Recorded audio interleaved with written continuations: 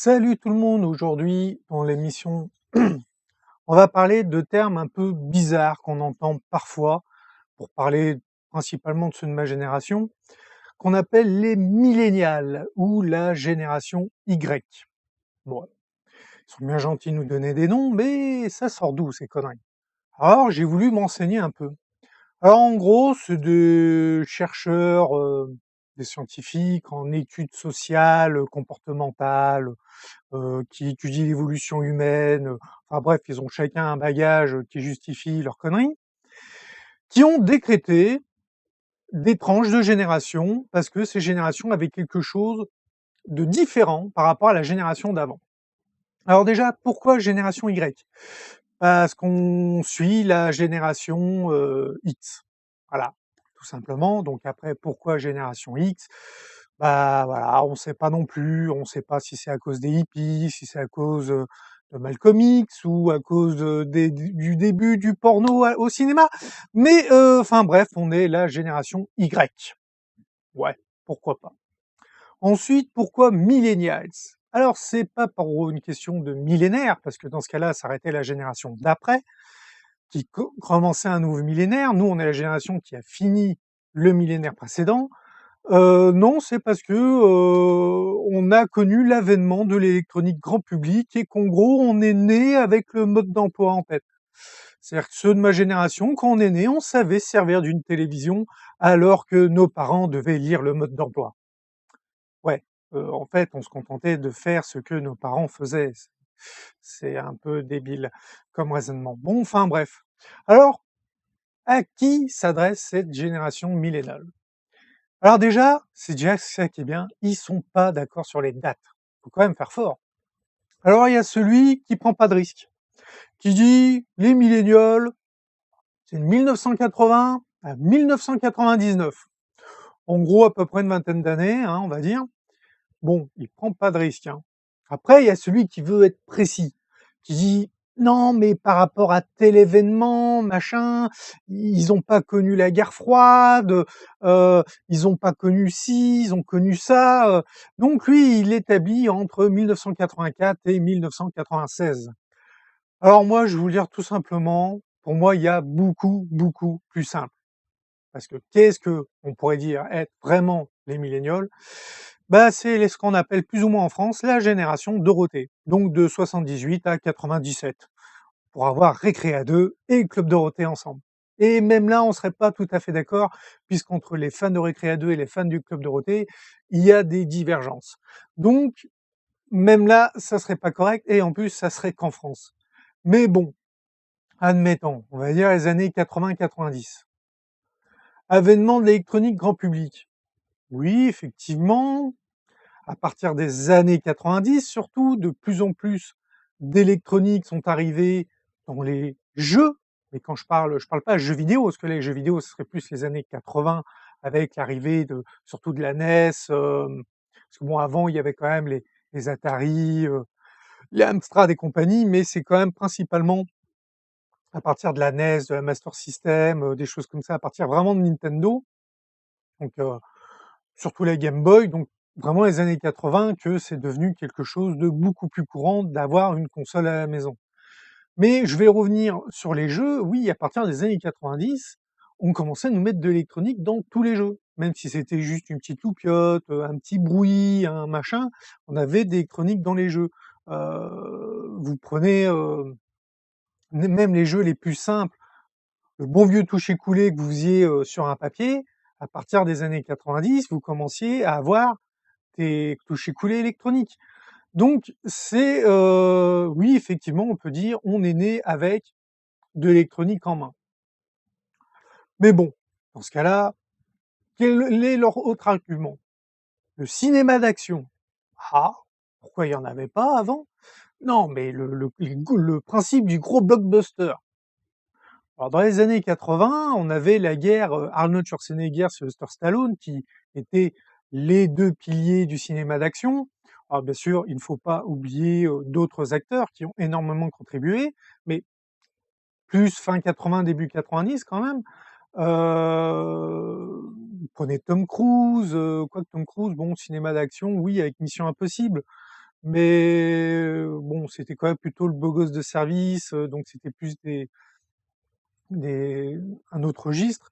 Vous avez Chuck Norris, que oui, là effectivement, c'est du cinéma d'action, mais bon, c'est arts martiaux, c'est pas juste le gros bourrin. Vous aviez Jean-Claude Van Damme, énormément de films dans les années 80-90. Mais bon, c'est pareil, c'est arts martiaux principalement, des choses comme ça. Donc, il se, il se, il se bloque sur le cinéma d'action des années 80 américains avec Arnold Schwarzenegger et Sylvester Stallone. Alors je leur dis, pourquoi pas? On va prendre un exemple. Arnold Schwarzenegger, culturiste, adepte de la gonflette, Mister Univers, a gagné 7 fois le plus prestigieux concours de culturiste. Donc le mec, et quel est le premier film connu, parce qu'il en avait fait avant? C'est effectivement en 1982 avec Conan le Barbare.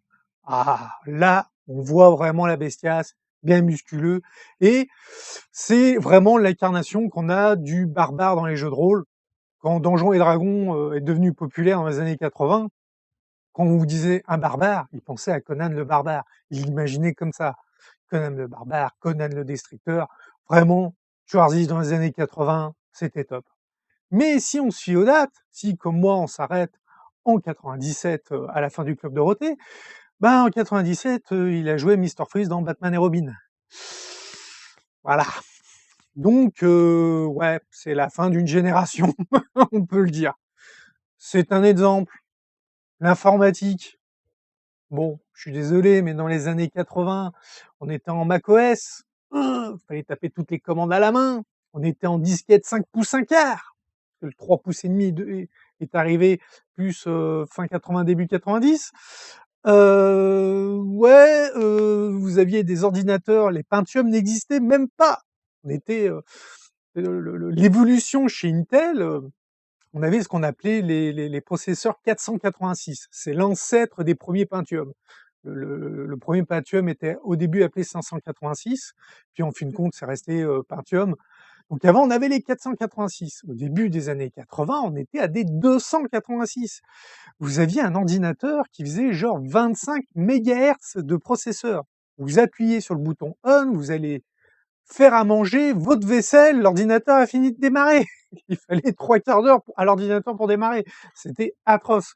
Bon, effectivement, on a connu une évolution technologique de l'informatique. Puis les ordinateurs sont sortis des bureaux pour arriver dans les maisons. Il y a aussi ça. Moi, j'ai connu des ordinateurs, c'était un gros lecteur cassette qu'on branchait sur la télé. Ça, c'est vraiment les vieux trucs qui datent des années 70, début 80.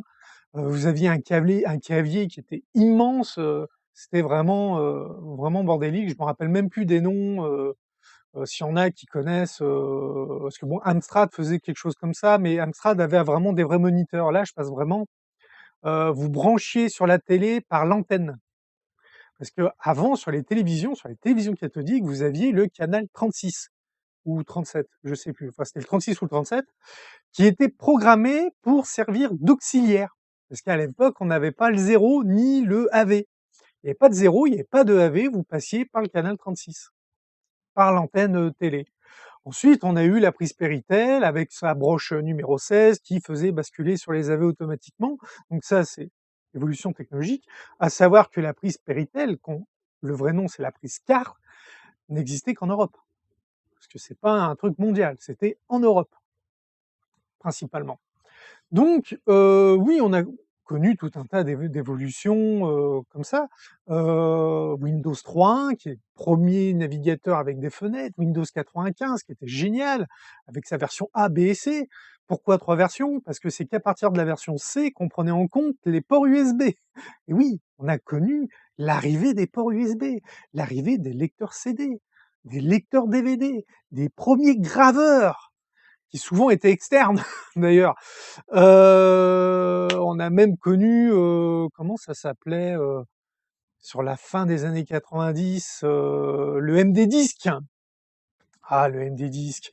Mais oui, on a connu beaucoup de bouleversements technologiques et d'autres qu'on n'a pas connus, parce que par exemple, en France, on n'a pas eu le VCD, le vidéo compact disc. On a eu le laserdisc, mais ça coûtait tellement cher que peu de gens en avaient. hein, les gros disques laser comme ça qui en fin de compte avaient la qualité qu'on a aujourd'hui sur les DVD.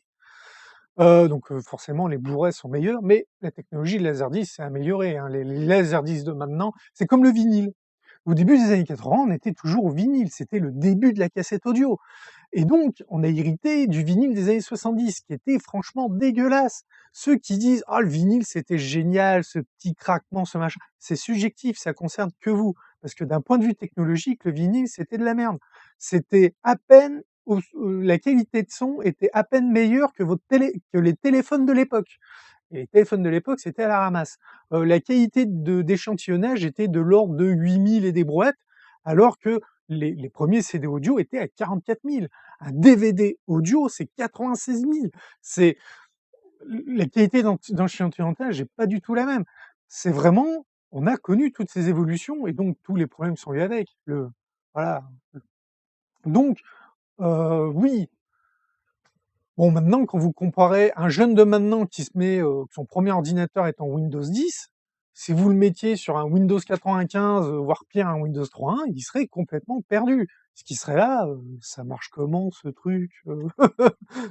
C'est quoi ce vieux machin? Alors si vous le mettez sur MS-DOS, qu'on lui dit que la souris marche pas, enfin, moi à mon époque quand même, il y avait quand même la prise en compte de la souris, mais à l'origine MS-DOS, les premiers DOS n'avaient pas de souris, c'était vraiment que du clavier.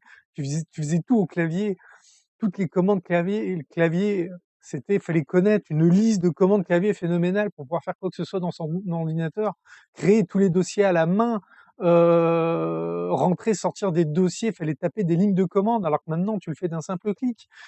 Oui, effectivement, on a connu, les millénials ont connu toutes ces avancées technologiques, s'y sont adaptés facilement, ce qui nous permet de d'appréhender les nouvelles technologies tout en connaissant les anciennes, en faisant ce qu'on appelle de la rétro, pas de la rétro-ingénierie, ça serait exagéré, mais un peu de la rétro-technologie. Quand vous prenez maintenant, les youtubeurs qui veulent vous montrer des vieux jeux qui marchaient sous Windows 95 ou Windows 98, voire des jeux qui marchaient sur MS-DOS, ils vont vous prendre des versions, soit émulateurs, soit des versions Steam qui ont été remasterisées pour fonctionner sur les ordinateurs modernes. Et si vous leur amenez le disque de l'époque, en lui disant: «Bah tiens, là le disque de l'époque, installe-le sur ton ordi, fais-le marcher», il y en a même pas 10 qui vont réussir. Parce qu'il faut connaître, les réglages de DOS, faire basculer ton ordinateur dans une boîte de dialogue DOS pour le faire marcher, régler ton ordinateur en 256 couleurs, parce que DOS marchait en 256 couleurs. Aujourd'hui, vous avez des couleurs 32 bits sur vos ordis. Même l'ordi bas de gamme qui sort, il est, avec un affichage de couleurs 32 bits et un processeur 64 bits. Nous, à notre époque, on avait les ordinateurs étaient déjà à 32 bits, mais on avait 256 couleurs. Après, on est passé à 16 millions et des brouettes de couleurs, jusqu'à arriver aux 24, ce qu'on appelle la couleur 24 bits, qui est la couleur réelle. Donc quand tu étais: «Ouais, je suis en 24 bits, mon écran, c'est un 14 pouces, il fait 640 par 480, c'est génial! Vivement que je puisse changer ma carte graphique, pour passer de 1 méga à 2 mégas!» Oui. Au milieu des années 90, avoir une carte graphique de 2 mégas, c'était génial. Tu étais là: «Waouh, tu 2 mégas, tu quoi comme processeur?» «Ouais, j'ai un Pentium, 150 mégahertz. Waouh, tu peux faire tous les jeux!» Eh ouais, et encore moi j'avais même pas un Pentium, j'avais un Cyrix, un Cyrix 133, mais bon, j'avais plus l'overclock à 166, donc ça me permettait de gratter un peu. Puis après j'avais eu un Pentium 150 que j'avais overclock à 180. Mais voilà, c'est en gros ce que vous avez aujourd'hui en gigahertz, c'est ce que nous, on a connu au milieu des années 90, je dis bien le milieu, à l'époque de fin 95, fin Windows 95, début Windows 98, c'est ce qu'on avait en mégahertz. C'est c'est la puissance a été multipliée par 1000. Moi, je me rappelle mon ordinateur, quand je voulais jouer à Total Annihilation, à l'époque où j'avais, que 16 mégas de RAM en EDO, parce que j'étais quand même passé au-dessus de la DIMM, j'étais en EDO, il y avait des cartes que je ne pouvais pas ouvrir parce qu'il fallait 32 MO pour ouvrir certaines cartes du jeu, certaines cartes, d'escarmouche, parce que, il y avait pas encore le multijoueur est venu après avec un patch. Mais c'est voilà, puis c'est bon après l'avènement d'internet, quand tu payais à la minute, on pourrait continuer pendant longtemps. Alors, je vais revenir sur mon sujet des milléniums. Alors pareil, les, millennials seraient très concernés par l'écologie. Ah ouais. Bah, en même temps, quand tu as connu les années 80, c'est des charges à ciel ouvert, son trou dans la couche d'ozone, c'est marée noire, oh, tu avais pas une tous les ans, mais presque. Tu même des pubs pour du savon qui vous disaient: «Achetez ce savon, il est génial, on s'en sert pour démazoter les mouettes, tellement il est efficace». Oui, effectivement, quand tu as connu tout ça, tu te remets un peu en question au niveau écologie. Quand gamin, tu as connu ça, quand gamin, tu as connu que tu pouvais choper une dizaine de papillons avec ton filet tous les jours, et qu'aujourd'hui, quand on chope une dizaine durant tout l'été, oui, effectivement, tu te dis, va peut-être falloir mettre un peu le nez dans l'écologie, il y a des choses qui va pas.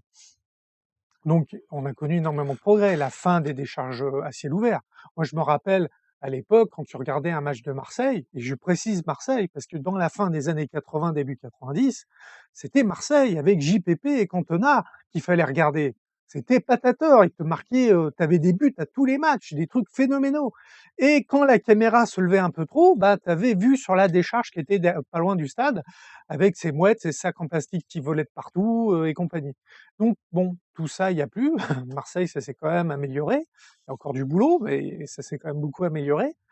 Oui, effectivement, quand tu as connu, de telles choses, tu te dis, «Oui, faut qu'on arrête le tir, il faut qu'on s'améliore en termes d'écologie». Quand tu as connu, la guerre en Irak au début des années 90, parce que la première guerre en Irak, quand l'Irak a envahi le Koweït pour ses puits de pétrole, ils ont foutu le feu aux puits de pétrole. Donc tu voyais à la télé des champs de puits de pétrole qui cramaient, qui dégageaient une fumée noire phénoménale. Et quand après on a été attaquer, l'Irak parce qu'ils avaient fait ça, les puits de pétrole irakiens ont pris feu aussi. Et toi, tu étais là, gamin, devant ta télé, et tu disais: «Mais ils sont en train de nous foutre la planète en l'air». Ensuite, bah, bien sûr, le dessin animé Capitaine Planète, qui te parlait d'écologie. Dorothée, qui avait une émission sur l'écologie, qui a été la première à faire une émission dédiée à l'écologie. Cousteau, bon alors lui, oui effectivement Cousteau, la mer, machin, il te faisait voir les des dégâts de l'écologie, des dégâts de la pollution, des choses comme ça, donc effectivement Cousteau a énormément apporté, mais en même temps il a énormément soutenu certaines entreprises qui étaient très polluantes. Parce qu'il avait besoin de financement pour son bateau, pour ses émissions et le reste. Bon, mais quand tu étais gamin, Cousteau, c'était Dieu. Voilà. Tu étais là, Cousteau, tu ratais pas une émission de Cousteau étant gamin.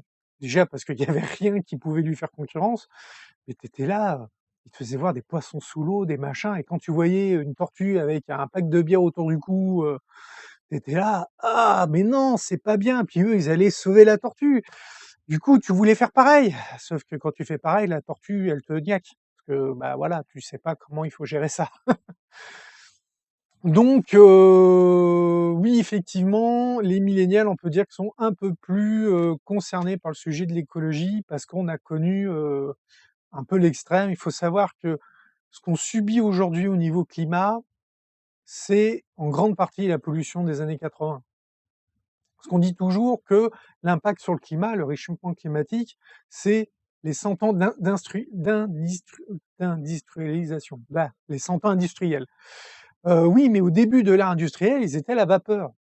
Donc effectivement, la vapeur est un gaz à effet de serre, mais à une très courte durée de vie, puisqu'elle retombe très vite en eau. Donc la vapeur était pas un problème. Non, c'est après, quand on a commencé à utiliser l'énergie fossile dans notre industrie pour remplacer la vapeur, que ça a commencé à fumer et compagnie. Moi, je me rappelle quand j'étais gamin, pas loin de chez moi, il y a une usine de verre, alors je vais pas donner de nom, qui est à 11 kilomètres de chez moi. Tu sortais du village, tu voyais les fumées au loin, tu fais: «Ah, on va là-bas». Parce qu'on voyait les fumées de l'usine de verre, et de l'autre côté, il y avait une cimenterie, donc tu avais les fumées de cimenterie. Aujourd'hui, ils ont dépensé des millions d'investissements pour mettre des filtres à électrolyse, pour rénover et compagnie. Il y a plus de fumée, et pourtant les usines marchent toujours, et il y a plus de fumée. visible à l'œil, parce qu'il y a toujours de la pollution. Il n'y a plus de fumée visible à l'œil. Ce qui veut dire qu'ils ont énormément réduit leur impact sur leur environnement, ce qui prouve que c'est possible. Et ça, c'est parce que des gens de la génération milléniale ont commencé à travailler, à entrer dans le monde politique, à entrer dans les mondes militants et compagnie, et que certaines choses ont commencé à être faites. Je dis bien commencer, parce que l'écologie, il y a un boulot phénoménal encore à faire. Donc ensuite, bon, franchement, moi, cette appellation milléniale et compagnie, peut-être qu'au niveau mondial, ça peut marcher. Moi, comme je dis en France, c'est la génération Club Dorothée.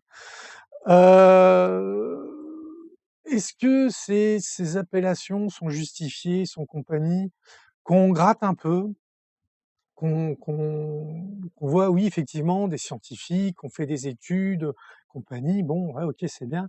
Mais après, on s'aperçoit qu'en fait, ces études, elles sont là pour la publicité, pour les parts de marché, pour les choses comme ça. En gros, pour intéresser cette génération, il faut savoir ce qu'elle a vécu et ce qu'elle aime. Et du coup, il faut délimiter la période de cette génération. Donc en gros, c'est ça. En fait, c'est un terme qui est inventé uniquement à but publicitaire et financier. Ça s'arrête là. On a décrété que ceux qui étaient nés en telle année, parce qu'ils ont connu ci, parce qu'ils ont connu ça, parce qu'ils ont vécu truc, parce que machin, on va orienter la pub comme ça pour qu'ils aillent dépenser leur pognon. Ça ne sert qu'à ça. Vive le message. C'est voilà. Alors bon, voilà, je vais pas continuer plus, parce que bon, le sujet est quand même pas si intéressant que ça, en fin de compte. Donc, je vous dis à bientôt dans une prochaine vidéo. N'oubliez pas le pouce bleu, abonnez-vous, surtout abonnez-vous, c'est très important. Un petit commentaire si vous avez des choses à dire ou juste pour si l'émission vous plaît. Vous pouvez me soutenir sur Tipeee ou sur Utip, même si maintenant il n'y a plus la publicité sur Utip. C'est dommage. Moi, je trouvais que c'était intéressant. Donc, je vous dis à plus.